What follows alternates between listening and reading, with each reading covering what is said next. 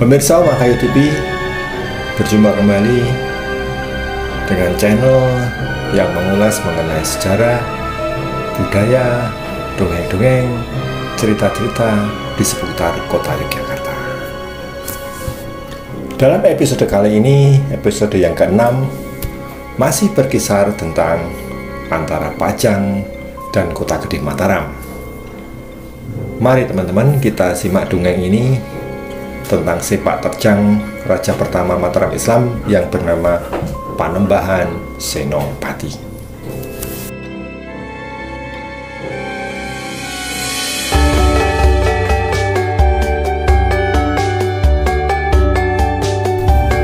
Pemirsa, daerah Mataram Kota Gede menjadi kota yang sangat padat penduduknya dan ramai dikunjungi para saudagar-saudagar. Banyak daerah-daerah sekitarnya yang dulunya mengabdi kepada Pajang akhirnya tunduk kepada Mataram Kota Gede. Dan hal tersebut yang memicu keresahan bagi petinggi-petinggi Kota Pajang. Ditambah lagi Panembahan Senopati yang tidak bersedia hadir di dalam pertemuan-pertemuan di Kota Pajang. Artinya bisa dianggap adalah Panembahan Senopati sudah menolak untuk hadir di Kota Pajang.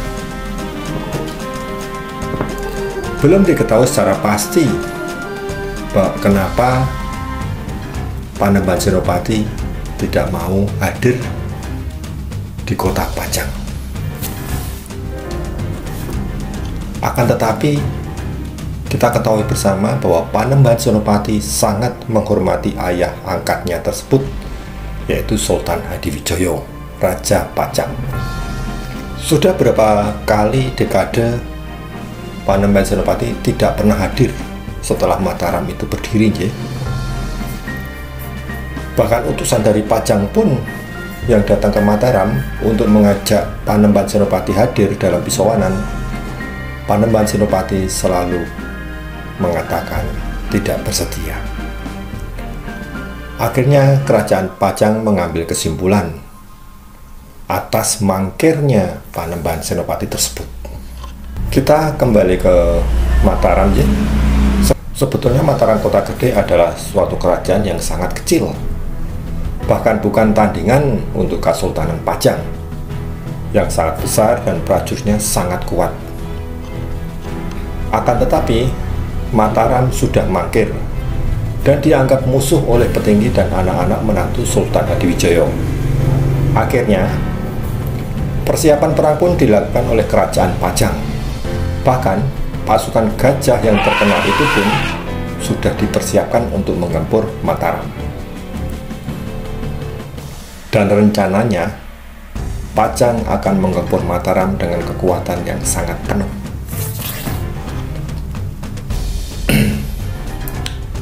Persiapan penggemburan Mataram pun akhirnya didengar oleh Panembahan Senopati melewati Telik Sandi Mataram yang berada di Kota Pajang. Tidak mau kalah dengan Pajang, akhirnya Mataram pun membuat persiapan yang sangat matang dengan prajurit yang dihimpunnya. Setiap hari prajurit berlatih untuk berperang dengan strategi Garuda Ngelayang dan Sabit Urang yang sangat terkenal, sangat ampuh untuk menggempur musuh saat itu. Persiapan demi persiapan akhirnya terselesaikan, dan Panembahan Senopati yakin bahwa Mataram akan bisa bertahan menghadapi Pajang. Kemudian hari-hari yang telah dinanti dengan berdebar-debar telah tiba. Pasukan Pajang yang beriringan menuju Mataram. Pasukan sangatlah banyak dipimpin oleh Sultan Hadiwijoyo sendiri, yang kala itu usianya sudah sedikit sepuh, Sebetulnya Sultan Hadiwijoyo itu tidaklah ingin berperang dengan anak angkatnya tersebut. Tapi karena desakan putra-putra mantunya, maka Sultan Hadiwijoyo bersedia untuk menyanggupi berperang dengan anak angkatnya tersebut. Dan Sultan Hadiwijaya sangat ingin bertemu dengan anak angkatnya serta ingin melihat kerajaan yang dibangun oleh anak angkatnya tersebut, yaitu Panembahan Senopati di Mataram. Iring-iringan dari pasukan kerajaan Pajang berhenti di kota Prambanan, dan mereka mempersiapkan untuk perang itu di daerah tersebut, mendirikan kemah-kemah di seputar kali yang sangat besar itu. Kemudian iring-iringan pun sudah didengar oleh Panembahan Senopati. Maka Mataram menyiagakan juga pasukannya. Teman-teman, pada zaman dulu kalau berperang tidak seperti saat ini ya. Zaman dulu lebih banyak memakai aturan-aturan perang, di mana perang selalu di tempat terbuka dan ada jamnya, jam pagi sampai sore maghrib itu harus sudah selesai. Kalau sekarang beda ya teman-teman ya. Pokoknya kalau bisa masuk malam ya malam, pagi nggak pakai aturan gitu. Kalau dulu ada aturannya, dengan arti perang dilakukan pada saat matahari terbit dan selesai pada saat matahari terbenam, dengan dibunyikannya sebuah gong kecil menandakan atau tiupan trompet sangkakala menandakan mulai dan berhentinya sebuah perang. Saat matahari terbit, maka perang tidak bisa dihindarkan kembali. Daerah Prambanan menjadi banjir darah. Orang-orang berteriak semangat saling membunuh. Panembahan Senopati dan penasihatnya Ki Jurumertani mengamati dari jauh. Digundukan tanah di atas kuda. Sedangkan Sultan Hadiwijaya memantau dari gajah besar tunggangannya. Jadi teman-teman, para pemimpin tuh nggak ikut maju, dia berada di belakang tuh, melihat dari jauh gimana pasukannya berperang. Akan tetapi dalam hati Sultan Hadiwijaya merasa bangga terhadap anak angkatnya tersebut, karena telah berhasil menghimpun pasukan yang tidak sedikit dan berhasil melatih pasukan-pasukan perang dengan sangat baik. Minimal Sultan Hadiwijaya telah melihat dengan mata kepala sendiri semangat dari pasukan Mataram yang dihimpun oleh anak angkatnya tersebut. Akan tetapi dalam hal jumlah, pasukan Mataram masih kalah jumlah dengan pasukan Pajang. Tetapi dengan kesaktian yang dilatih oleh Laskar Panembahan Senopati, pasukan Mataram bertempur dengan semangat yang sangat luar biasa. Dan tidak terjadi keseimbangan dalam pertempuran itu. Hitungannya, pasukan Mataram 1 harus bertempur menghadapi 3-5 orang pasukan Pajang. Hal tersebut berlangsung seru dan membuat miris apabila dilihat. Menjelang sore hari, pasukan Mataram merasa kelelahan dan sempat sejengkal dipukul mundur oleh banyaknya pasukan Pajang. Akan tetapi, alam ternyata membantu pasukan Mataram. Dengan waktu yang hampir mendekati maghrib, sehingga pasukan Mataram pun bisa selamat dari kelelahan. Dan perang hari pertama berakhir dengan dibunyikannya sebuah pusaka bendi sakti dari Mataram Pajang. Pemirsa, mungkin Anda kurang tahu apa yang dimaksud bendi. Bendi adalah sebuah alat musik seperti gong, tetapi kecil, ya. Tetapi itu bukan bende sembarang bende, karena bende itu atau gong kecil tersebut adalah sebuah pusaka dan mempunyai nama Kiai Sapa begitu. Itu barang itu kalau dipukul bisa menggetarkan seluruh daerah itu. Kadang-kadang pasukan menjadi takut, pasukan musuh tentunya ya, dengan suara gending. Dan bende itu sangat sakral dan setiap kerajaan mempunyai bende sendiri-sendiri. Begitulah apa yang dimaksud bende itu. Pada malam harinya, Panembahan Senopati dengan Ki Jurumertani berdiskusi mengenai perang yang telah berlangsung tadi pagi, mengevaluasi perang yang terjadi barusan. Mereka berpikir kalau dengan cara perang seperti ini, Mataram pasti akan kalah. Karena jelas pasukan Pajang lebih banyak daripada pasukan Mataram. Kemudian Ki Juru Mertani berpikir keras dan keluarlah sebuah solusi. Panembahan Senopati disuruh ke pantai selatan menemui Ratu Kidul, sedangkan Ki Juru Mertani pergi ke penguasa Gunung Merapi. Kemudian saat malam itu juga mereka bergegas pergi berangkat sendiri-sendiri, satunya ke selatan, satunya ke utara, ke Gunung Merapi. Singkat cerita, Panembahan Senopati menemui penguasa Laut Selatan, dan kemudian ada arahan dari penguasa Laut Selatan agar bisa memenangkan peperangan ini. Demikian juga dengan Ki Juru Mertani yang menemui penguasa Gunung Merapi. Pemirsa, Yogyakarta memang tidak bisa terlepas dari keagungan pantai selatan dan Gunung Merapi. Dua tempat itulah yang selama ini sampai hari ini melindungi kota Yogyakarta. Entah itu hanya mitos ataupun memang demikian kenyataan adanya. Kita kembalikan semuanya kepada pemirsa untuk bisa mengkaji ulang. Pada hari kedua di pagi-pagi buta saat mentari pagi keluar dari sarangnya dan ayam jantan mulai berkokok, suara sangkakala dan pusaka Bende Pajang berbunyi dengan kerasnya, menandakan saat dimulainya perang hari kedua. Seluruh pasukan Pajang telah bersiap di medan perang daerah Prambanan. Tetapi ada keanehan pemirsa. Di medan perang hari kedua ini pasukan Mataram tidak terlihat satupun. Bahkan suara bende dari Mataram pun tidak dibunyikan. Pemirsa, inilah strategi dari Ki Juru Mertani dengan Panembahan Senopati.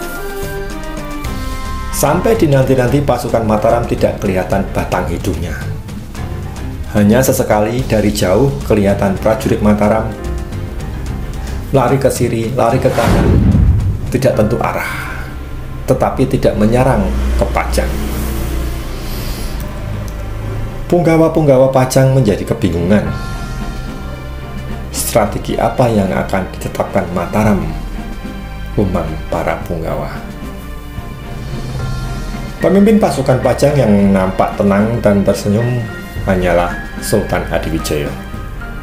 Dia tersenyum melihat strategi yang akan dilakukan oleh anak angkatnya tersebut. Dia hanya manggut-manggut. Dia menanti apakah yang akan dilakukan oleh putra angkatnya tersebut.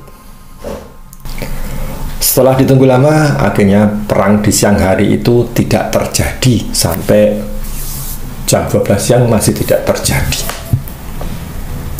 Akan tetapi teman-teman, menjelang maghrib saat mau dibunyikan bende panjang, tiba-tiba dari arah perbukitan muncul api yang sangat besar dan panjang.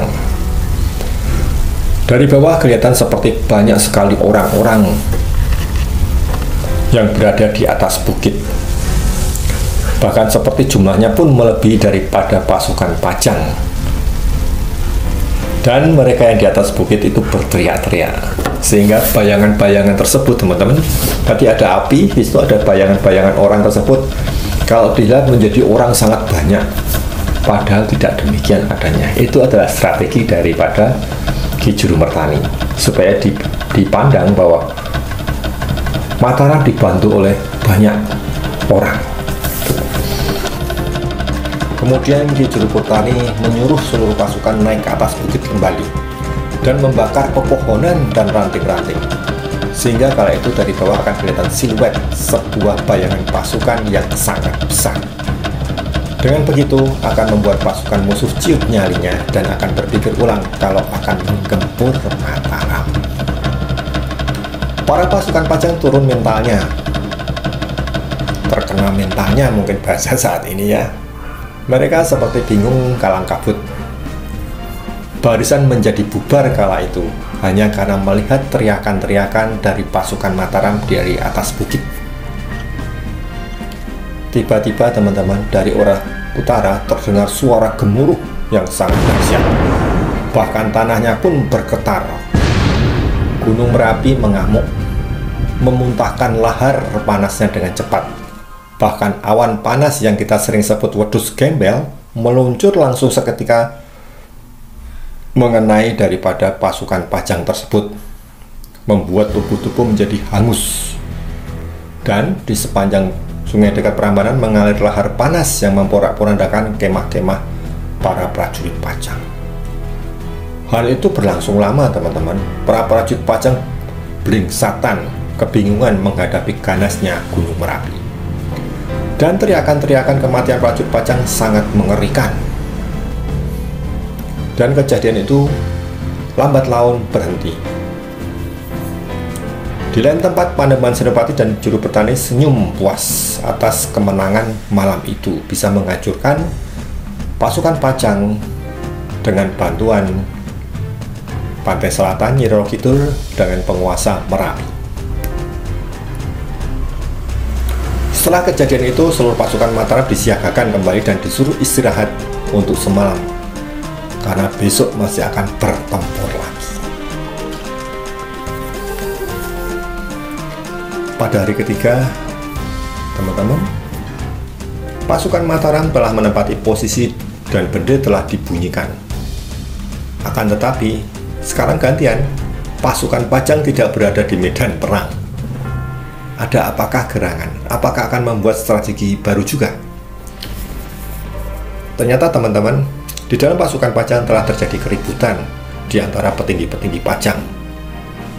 Dan Sultan Hadiwijaya berkata kepada para punggawa Pajang, "Perang hari kemarin sudah cukup.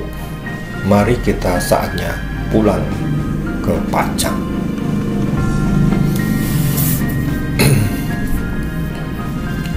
Putra-putra mantu tidak setuju dengan keputusan Sultan Hadiwijaya tersebut, karena pasukan Pajang masih banyak yang belum diterjunkan ke medan perang dan Pajang belum kalah. Bahkan putra mantu beranggapan bahwa pasukan Pajang masih melebihi jumlah dari pasukan Mataram dan siap untuk menggempur Mataram kembali. Akan tetapi, sabda raja atau sabda dari Sultan Hadiwijaya tidak ada yang bisa menolak. Dengan kekecewaan yang sangat tinggi, maka seluruh pasukan Pajang mulai berkemas dan pulang ke Pajang. Jadi sebetulnya, teman-teman, Pajang sebetulnya tidak kalah, belum kalah, tapi karena keputusan Sultan Hadiwijaya untuk menyudahi perang tersebut. Artinya Sultan Hadiwijaya hanya ingin melihat putra angkatnya itu seberapa kuat dalam memimpin Mataram, dan dia sudah sangat puas untuk melihatnya. Mendengar berita itu, maka seluruh pasukan Mataram pun bersorak-sorai dengan kemenangan perang itu. Mereka berteriak-teriak kegirangan karena bakalan naik pangkat. Mereka saling berpelukan, merasa bahwa perang tersebut telah usai dan dimenangkan oleh Mataram. Begitu juga dengan Panembahan Senopati dan Ki Juru Mertani tersenyum puas dengan hasil perang tersebut, di mana hasil perang tidak merusak kota Mataram, kota Gede, dan rakyat terhindar dari amukan perang. Teman-teman yang budiman, demikianlah sekelumit kisah dongeng penyerbuan Pajang ke Mataram yang dianggap gagal. Semoga cerita ini bisa menghibur para pemirsa. Memakai TV, oke.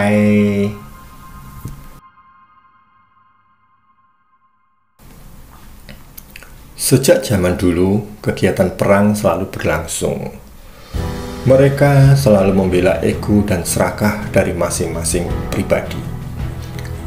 Mereka selalu iri terhadap kemajuan-kemajuan orang lain ataupun bangsa lain. Dan biasanya, perang zaman dulu selalu melibatkan keluarga sendiri dan selalu turun-temurun.